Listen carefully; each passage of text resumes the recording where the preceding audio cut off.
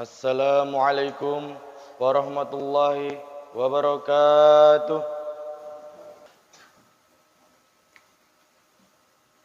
Alhamdulillah, alhamdulillahilladzi hadana subulas salam wa afhamana bi syari'atin nabiyil karim.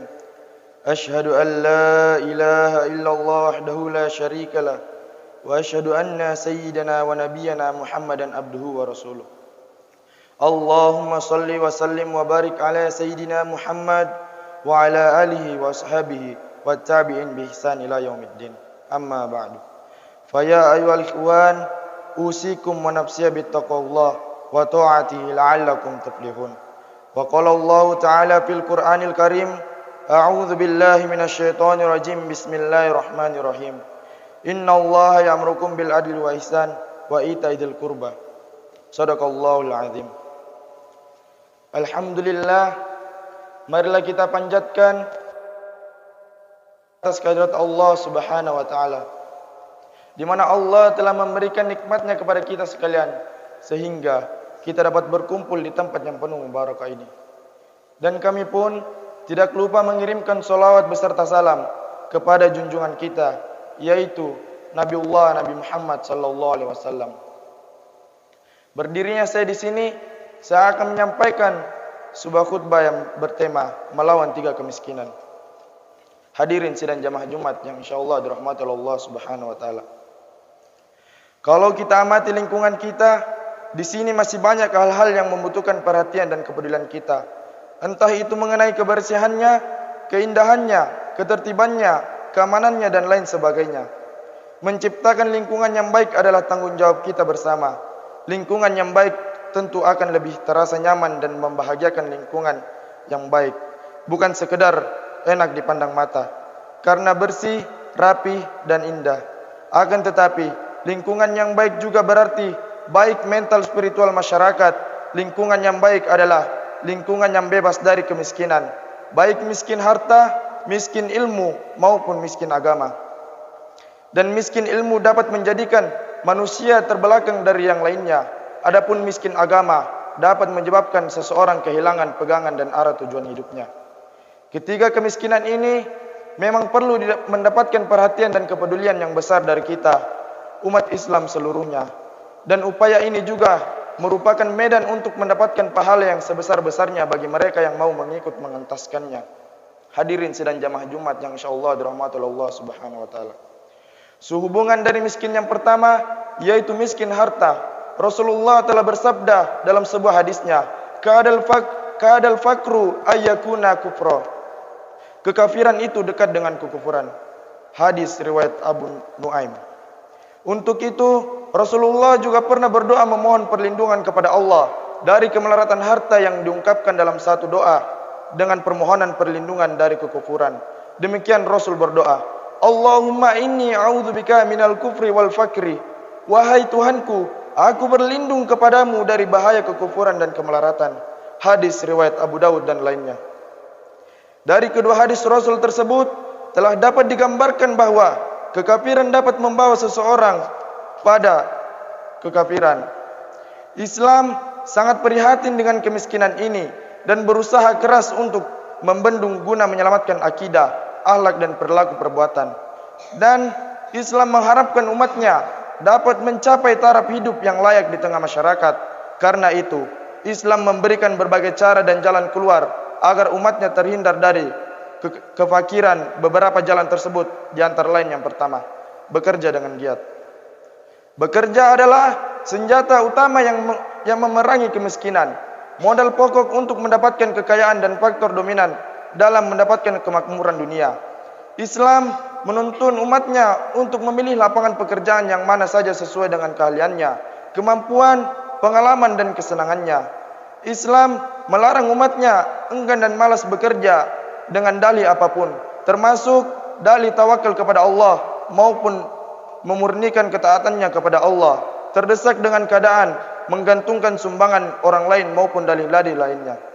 Yang kedua, membayar dan membagikan zakat. Baik zakat mal ataupun fitrah. Untuk menanggulangi kemiskinan, Allah telah menetapkan dalam satu syariat yang berupa zakat.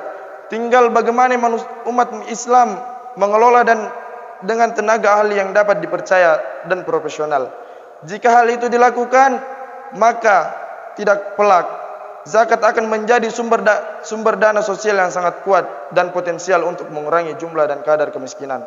Sekali lagi, hal ini akan kembali kepada potensi umat Islam sendiri, sejauh mana mereka meyakini konsep dari Allah yang Maha Pengasih dan Maha Penyayang itu. Hadirin sidang jamaah Jumat yang insyaallah dirahmati Allah Subhanahu wa taala. Yang ketiga, mencukupi keluarga yang lemah. Hal ini perlu dilakukan lantaran memang keluarga tersebut tidak mampu bekerja lagi atau sudah lanjut usia dan karena ditinggal mati suami dan dalam keadaan yang tak berharta. Mungkin juga banyak tertimpa bencana atau karena menderita cacat abadi dan lain sebagainya. Untuk menanggulangi kemiskinan semacam ini, maka diperlukan jaminan antara anggota ataupun rumpun keluarga. Sebagian yang kuat membantu yang lemah, yang kaya mencukupi yang miskin, dan yang mampu memperkuat yang tidak mampu. Sehingga hal ini membuat hubungan kekeluargaan dan membangun rasa kasih sayang yang saling mencintai antara kerabat. Firman Allah dalam surah An-Nahl ayat 90, "Innallaha ya'murukum bil adli wa ihsan wa ita'i dzil qurba." Sesungguhnya Allah menyuruh berlaku adil dan berbuat baik dan menolong keluarga. Quran surah An-Nahl ayat 90. Hadirin sidang jamaah Jumat yang insyaallah dirahmati Allah Subhanahu wa taala. Miskin yang kedua adalah miskin ilmu. Miskin ilmu tak kalah rawannya dengan miskin harta. Miskin harta secara langsung dapat dirasakan dampaknya, sehingga secara spontan yang bersangkutan akan berupaya mengatasinya. Sedangkan miskin ilmu, karena dampaknya tidak secara langsung, maka banyak orang yang tidak merasa terpanggil untuk menuntutnya.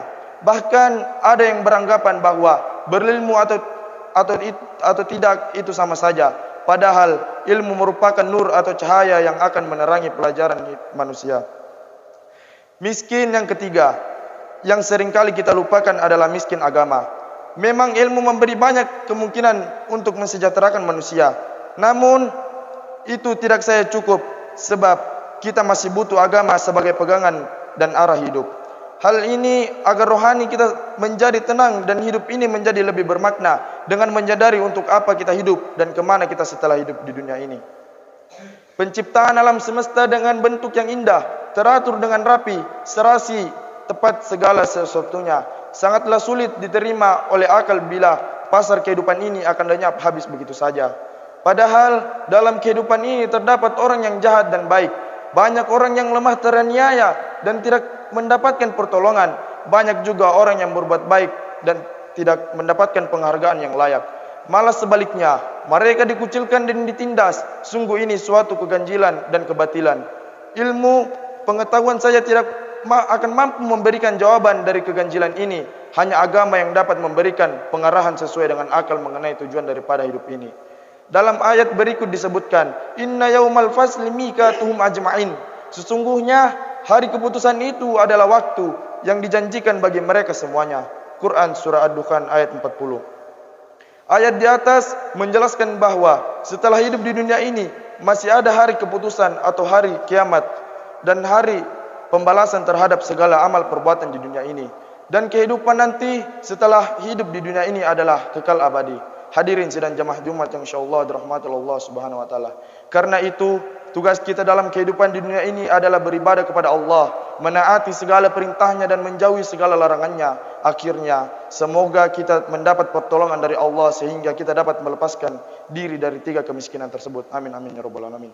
Barakallahu li wa lakum fil Qur'anil Karim wa nafa'ni wa iyyakum bima fihi minal ayati wa dzikril hakim. Wa taqabbalallahu minni wa minkum tilawatahu innahu was-samiul alim.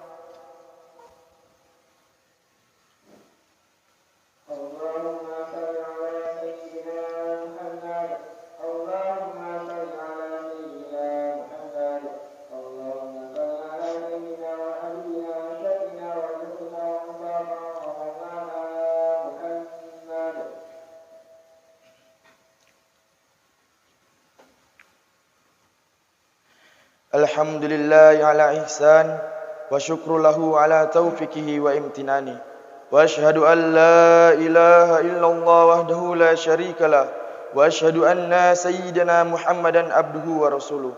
اللهم صل على سيدنا محمد وعلى آله وأصحابه وسلم تسليما كثيرا. أما بعد فيا أيها الناس اتقوا الله فيما أمر وانتهى عما نهى واعلموا أن الله أمركم بأمر بدأ فيه بنفسه وثنى بملائكته بقدسه وقال تعالى إن الله وملائكته يصلون على النبي يا أيها الذين آمنوا صلوا عليه وسلموا تسليما.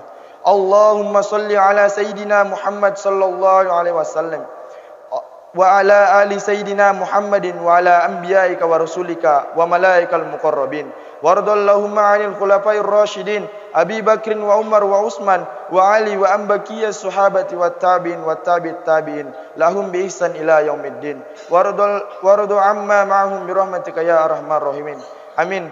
اللهم اغفر للمؤمنين والمؤمنات والمسلمين والمسلمات الأحياء منهم والأموات. اللهم أعز الإسلام والمسلمين أذل الشرك والمشركين وانصر عبادك موحدية وانصر من نصر الدين واخذل من خذل المسلمين ودمر أعداء الدين وعلى كلمتك إلى يوم الدين. ربنا آتنا في الدنيا حسنة وفي الآخرة حسنة وقنا عذاب النار. ربنا ظلمنا أنفسنا وإن لم تغفر لنا وترحمنا لنكونن من الخاسرين. عباد الله إن الله يأمركم بالعدل والإحسان وإيتاء ذي القربى وينهى عن الفحشاء والمنكر والبغي يعظكم لعلكم تذكرون ولذكر الله أكبر والله يعلم ما تصنعون. أقيموا الصلاة.